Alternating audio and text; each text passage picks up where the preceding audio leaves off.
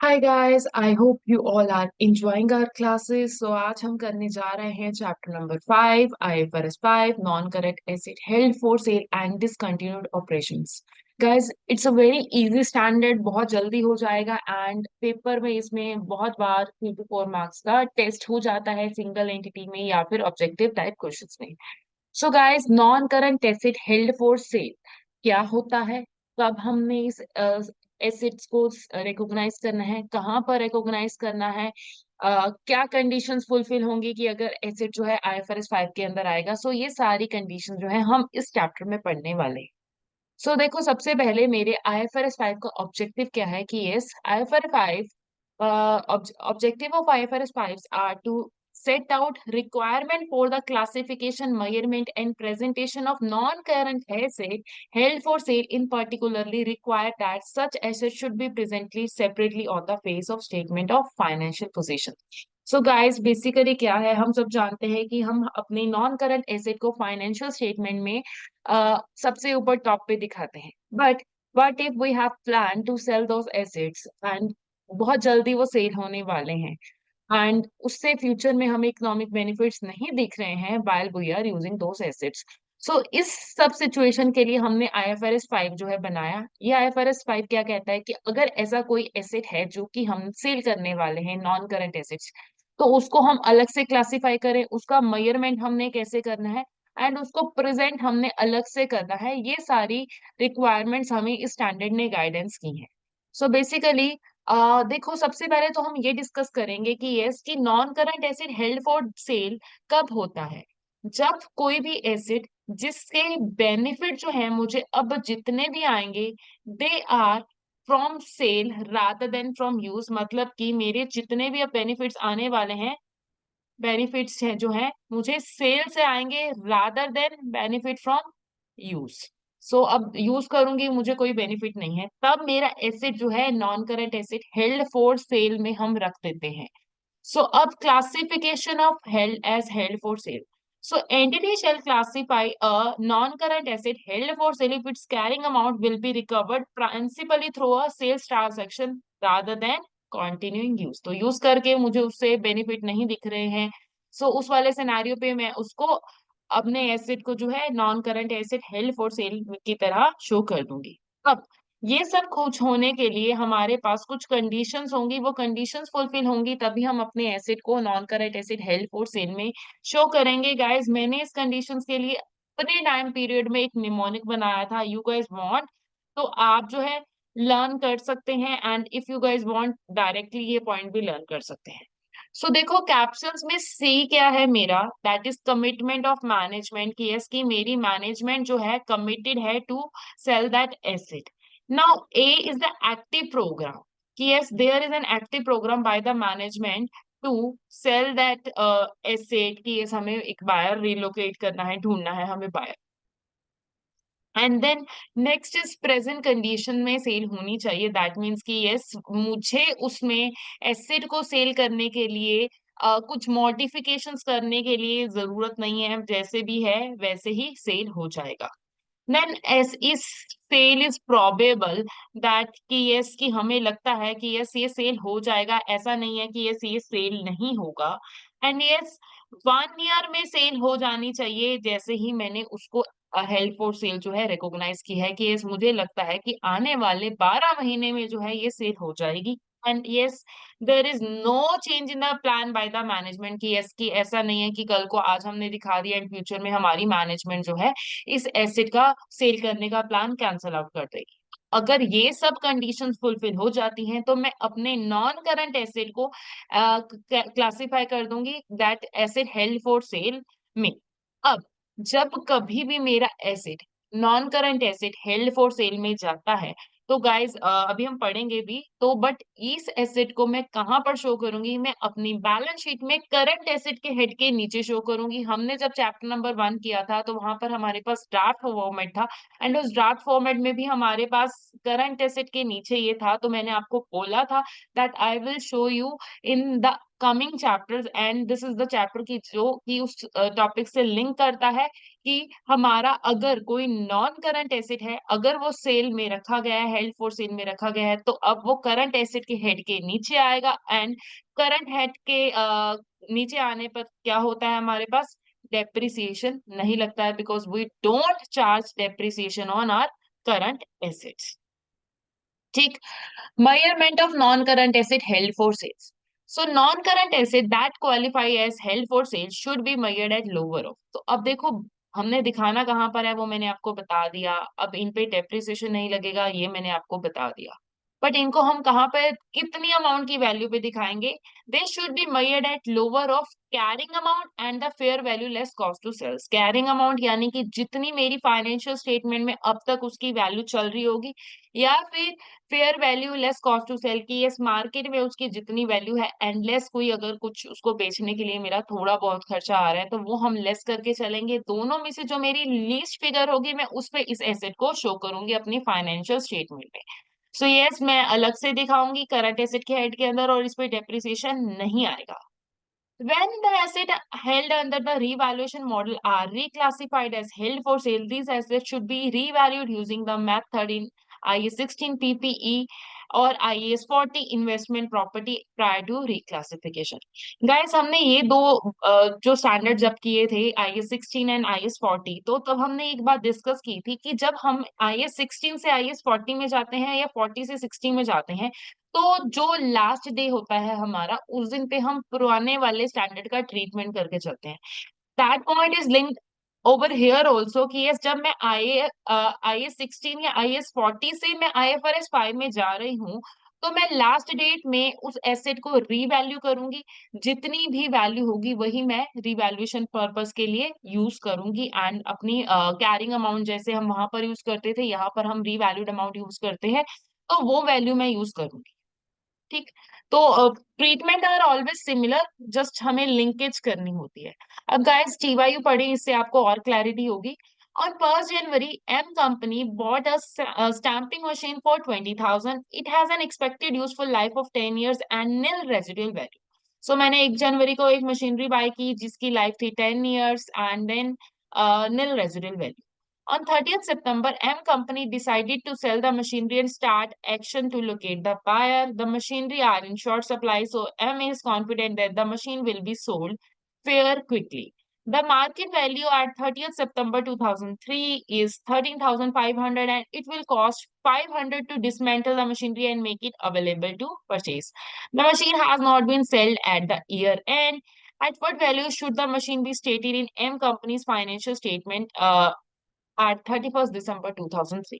तो गाइज मेरे पास मशीनरी की परचेजिंग कॉस्ट गिवन है, मुझे पता है कि इसको 10 years का डेप्रिसिएशन लगाना है, मेरे पास जो है फेयर वैल्यू भी अवेलेबल है एंड कॉस्ट टू सेल भी अवेलेबल है, राइट। तो what I will be doing, मेरे को क्या करना है, रिवैल्यूएशन मॉडल तो लग नहीं रहा हमें दिख रहा है, सो मेरे को 1 जनवरी से लेके 30th सितंबर को हमने डिसाइड किया है कि ये हमने मशीनरी को बेचना है, इस टाइम पीरियड तक का डेप्रिसिएशन कैलकुलेट करना है एंड डेप्रिसिएशन लगाने के बाद मशीनरी की कैरिंग अमाउंट निकालनी है। सो कैरिंग अमाउंट और fair value less cost to sell. ठीक। तो ये कितना आएगा, कॉस्ट टू सेल लेस करने के बाद 13,500 आएगा, इन दोनों में से जो लोअर होगी उस वाली अमाउंट पे मैं अपनी मशीनरी को फाइनेंशियल स्टेटमेंट में बैलेंस शीट में दिखाऊंगी, राइट, करंट एसेट के हेड के अंदर, और इसके बाद इस पे डेप्रिसिएशन नहीं लगेगा। अब कैरिंग अमाउंट हम कैलकुलेट करते हैं।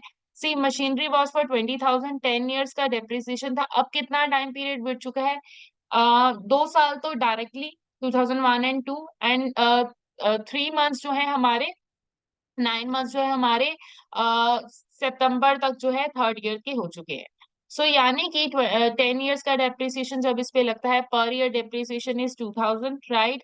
सो 2000 वॉज फॉर 01, 02 का भी 2000 एंड 2003 का जो आएगा that will B 2000 into 9/12, that will B हमारा 1500। सो अब तक का इसके ऊपर डेप्रिसिएशन जो लग चुका होगा 5500 का डेप्रिसिएशन लग चुका होगा, दैट मीन्स की carrying amount is 20,000 less 5500, that is 14,500। अब यहाँ पर लोअर केस कितना आ गया, 13,500, राइट, और इसमें से लेस किया मैंने 500, दैट इज 13,000।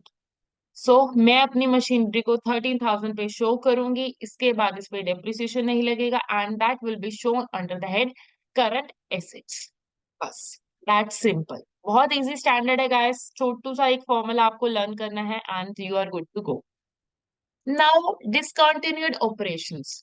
अब देखो डिसकंटिन्यूड ऑपरेशंस क्या होता है, that is a component of entity, एक एंटिटी का पार्ट है, एक एरिया है जो कि स्पेसिफिकली, जैसे कि हमारी कोई बिजनेस होते हैं जो कि सेपरेट एरिया में होते हैं, हम सेपरेट लाइन ऑफ बिजनेस करते हैं, और वो एरिया हमें लग रहा है दैट इज नॉट प्रॉफिटेबल, या फिर I am not able to manage that area, तो मैं उस स्पेसिफिक एरिया को बंद करना चाहती हूँ, या फिर बंद हो चुका है, that is held for sale, और either it has been disposed of, तो उसको हम बोलते हैं discontinued operations. So, discontinued operations is a component of an entity that has either been disposed or it's classified as held for sale and represent a separate major line of business or geographical area of operations. तो basically मेरे business का एक separate area है, separate line है, geographically wise है, और it's a part of single coordinated plan to dispose of separate major line of business or geographical area or operations. या फिर मेरे एक सिंगल प्लान का पार्ट है कि यस हमने इस एरिया को खत्म कर देना, मेरा एक प्लान है और उस प्लान में ये सारी एरिया जो है इकट्ठे खत्म हो जाएगा, या फिर it's a subsidiary acquired exclusively with a view for resale. और कई बार ऐसे होता है कि हम सब्सिडियरी कंपनी हमें सस्ते में मिल रही होती है किसी कंपनी की, एंड देन हम उसको परचेज कर लेते हैं सो दैट कि थोड़ा टाइम चलाएंगे, उसमें प्रॉफिट कमाएंगे एंड देन उसको सेल आउट कर देंगे। सो इस एरिया को हम क्या कहते हैं, discontinued operations. So by showing the performance of discontinued operation separately, user can see the performance of remaining operation, enabling them to predict the future performance more accurately. तो basically क्या होता है कि हमें कंटिन्यूड ऑपरेशंस और discontinued operations दोनों की performance अलग से दिखानी होती है। क्यों? रीजन बीइंग दैट मेरे इन्वेस्टर्स को देखो डिसकंटिन्यूड ऑपरेशन, हम किसी एरिया अगर ज्यादा प्रॉफिटेबल है तो हम उसको बंद नहीं करेंगे, दैट मीन्स कि वहां पर कुछ ना कुछ हमें लॉस फील हो रहा होगा तभी हम उसको बंद करे होंगे। So for the better presentation और यूजर्स की अंडरस्टैंडिंग के लिए कि यस ये जो एरिया बंद होने वाला है या ये बंद हो चुका है, ये कम प्रॉफिटेबल था या लॉस मेकिंग था, और जो अब कंटिन्यूड है दैट इज प्रॉफिटेबल, इससे यूजर्स का कॉन्फिडेंस बढ़ता है हमारी फाइनेंशियल स्टेटमेंट्स में। So an entity must disclose a single amount on the face of statement of P&L comprising of total of. तो बेसिकली मेरी जो कोई भी एंटिटी है वो क्या यूज करेगी, सिंगल अमाउंट हमें दिखानी है। कैसे सिंगल अमाउंट हम कैसे दिखाएंगे कि यस कि मेरा पोस्ट टैक्स प्रॉफिट या लॉस उस डिसकंटिन्यूड ऑपरेशन से क्या आया है, and post tax gain or loss recognized on the measurement to fair value less cost to sell or disposal of the asset constituting the discontinued operations. Basically हमें कुछ नहीं करना, मेरा हमें statement of P and L जो है बनानी है कंटिन्यूड ऑपरेशंस की डिटेल्ड में, देन नीचे हमने अलग से बताना है कि यस दिस प्रॉफिट या loss was from discontinued operations, and नीचे वर्किंग नोट में फिर इनका डिटेल्ड में सॉल्व करना है लिस्ट के फॉर्म में। So analysis of the single amount must be presented either in the notes or in the face of statement of P&L। मुझे उसमें क्या क्या डिस्क्लोज करना है एनालिसिस में कि यस कितना रेवेन्यू कितना एक्सपेंस उस लॉस मेकिंग या उस डिसकंटिन्यूड ऑपरेशन से हमारा हमने कलेक्ट किया with in that period, and income tax expense उस एरिया से कितना था, गेन या लॉस कितना हुआ उस डिसकंटिन्यूड ऑपरेशन से, उसके रिलेटेड ही कुछ एसेट से सॉल्व करने में। सो गाइज ये हमारा फॉर्मेट है, हमें कुछ नहीं करना है, just continued operation and discontinued operation दो सेपरेट हेड लेने हैं। कॉन्टिन्यूड का डिटेल में जैसे हमारा प्रॉफिट एंड लॉस अकाउंट की स्टेटमेंट बनती है वैसे ही हम बनाएंगे, देन नीचे सेपरेट हेडिंग में डिसकंटिन्यूड ऑपरेशंस, एंड इसका सीधा ही हमें प्रॉफिट या लॉस जो भी हमारा आता है वो बता के, एंड देन टोटल प्रॉफिट या total loss whatever the case में भी हमें बताना है। इससे क्या होगा, यूजर्स कैन आइडेंटिफाई कि यस ये जो है मेरा कॉन्टिन्यूड है, because they are interested in continued business only, right. तो उनको कॉन्टिन्यूड का पता चलेगा, बट यस बेटर अंडरस्टैंडिंग के लिए कि यस ये डिसकॉन्टिन्यूड हुआ है, रीजन बीइंग लॉस मेकिंग है या कम प्रॉफिटेबल है, इसलिए हमने इसको बंद किया है। इसका एनालिसिस हम नीचे वर्किंग नोट्स में सॉल्व करके चलेंगे फुल फ्लेज में। इसको टी वाई सॉल्व करते हैं, आपको और ज्यादा क्लियर होगा। T Y two, S produces cards and sold roses. However, halfway throughout the year ended 31st March 2006, Rose's business was closed and assets sold off, including the loss on the disposal of non-current asset of 76,000 and redundancy cost of 37,000. The director reorganized the continued business at a cost of 98,000. Trading result में भी summarize as follows. तो basically हमारे सामने ये business related information है। Revenue, cost of sales, distribution, administration, ये सब हमारे पास दोनों ही बिजनेस की कॉस्ट है। अदर ट्रेडिंग इंफॉर्मेशन हमारे पास क्या है? Finance cost and tax required. Draft the statement of P and L for the year ended this and explain कि इसको मैंने प्रेजेंटेशन कैसे हमारे यूजर्स के लिए अच्छा बेटर हो सकता है। So that is a theoretical area. तो सबसे पहले हम क्या करते हैं? पी एंड एल हम ड्राफ्ट करते हैं, राइट। कुछ भी नहीं करना, आपका जो है बिजनेस हम कौन सा बंद करें पहले आप देखो। Half way throughout the year ended rose business was close, तो हम बंद कौन सा कर रहे हैं? रोज। कॉन्टिन्यूड कौन सा है मेरा? Card.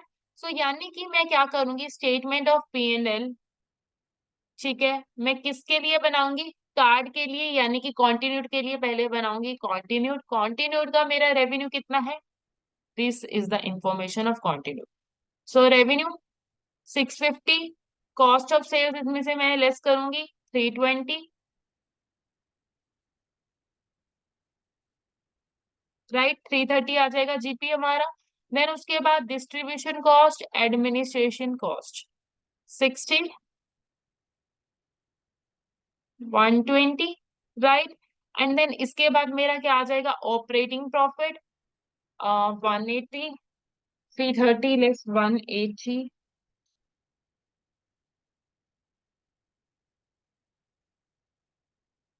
That would be 150, right. Operating profit, right. अब इसके बाद हमारे पास क्या है? फाइनेंस कॉस्ट एंड टैक्सेशन है, राइट। इसके अलावा हमारे पास कुछ इंफॉर्मेशन है, that close of asset sold और including the loss on disposal of non current asset 76,000, redundancy cost 37, ठीक। तो 37 प्लस 76, ये क्या है मेरा? ये रिडेंडेंसी कॉस्ट 37,000 एंड मेरा जो है, जो reorganisation cost of continued business है दैट इज 98,000। तो what I will reduce from this? Reorganisation cost, continued business के ही चलेंगे हम, राइट। तो 98,000 इसमें से मैं रिड्यूस कर दूंगी, दैट विल बी अराउंड 52,000। अब then finance cost and tax, ये लेस करके चलेंगे 17 एंड 37। सो इसको लेस करने के बाद मेरा फाइनेंस कॉस्ट, ये सब कुछ करने के बाद मेरा प्रॉफिट, मैंने सीधा पीबीटी नहीं किया, मैंने डायरेक्टली अभी आपको कर दिया। वैसे फाइनेंस कॉस्ट के बाद हम पीबीटी भी निकालते हैं। सो प्रॉफिट मेरा कितना आता है? 52 less 17 less 37, 31 sorry, that is 4, ठीक। मेरा आ गया कॉन्टिन्यूड बिजनेस से 4 का प्रॉफिट। को कुछ नहीं करना, इसी स्टेटमेंट के नीचे आपको डिसकंटिन्यूड ऑपरेशंस का जो है स्टार्ट कर देना है। अब डिसकंटिन्यूड ऑपरेशंस आपको जो करनी है, इससे मुझे क्या आ रहा है?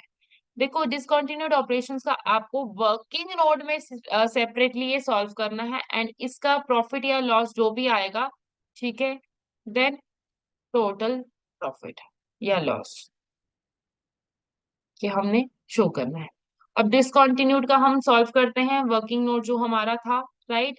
सो देखो, डिसकंटिन्यूड का मेरा रेवेन्यू कितना था? 320, राइट। इसकी कॉस्ट ऑफ सेल्स 150, जीपी इसका कितना आ गया? 170। I am just solving it रफली। देन उसके बाद एडमिनिस्ट्रेटिव एक्सपेंसेस एंड देन इसके डिस्ट्रीब्यूशन एक्सपेंसेस। एडमिनिस्ट्रेटिव कितने थे हमारे? 110, डिस्ट्रीब्यूशन लॉस दिख रहा है, राइट। ऑपरेटिंग लॉस कितना है हमारा? 30, राइट। अब लॉस के बाद हमें क्या बोला गया है? Loss on disposal of non current asset 76, redundancy cost 37, 76, 37, ठीक। यानी कि टोटल लॉस मेरा कितना हुआ, इनको ऐड करके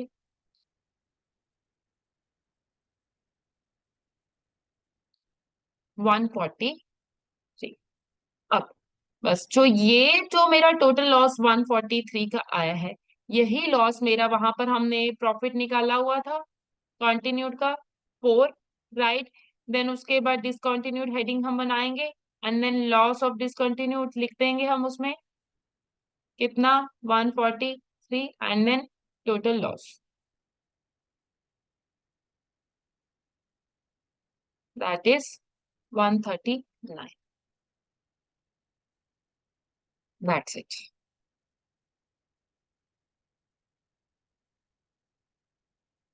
गाइस, इन केस नहीं समझ आया तो इसको दोबारा से आप वीडियो रिवाइंड करें, दोबारा से देखें, आपको समझ में आ जाएगा, that's very easy. TYU3 similar to that, right once नहीं होता है तो मैं कराऊंगी बिल्कुल वैसे ही है कि मेरा कौन सा बिजनेस चल रहा है, कौन सा बंद हो गया, उसी के ऊपर बेस्ड है। And TYU4 and done. Guys, chapter is over now, ठीक। Practice these questions, and then after that practice this chapter from study hub or Kaplan or BPP exam kits. Then in case नहीं आता है समझ, you can directly come to me, and please make it sure आप साथ साथ उसी chapter के questions कर रहे हैं। Thank you.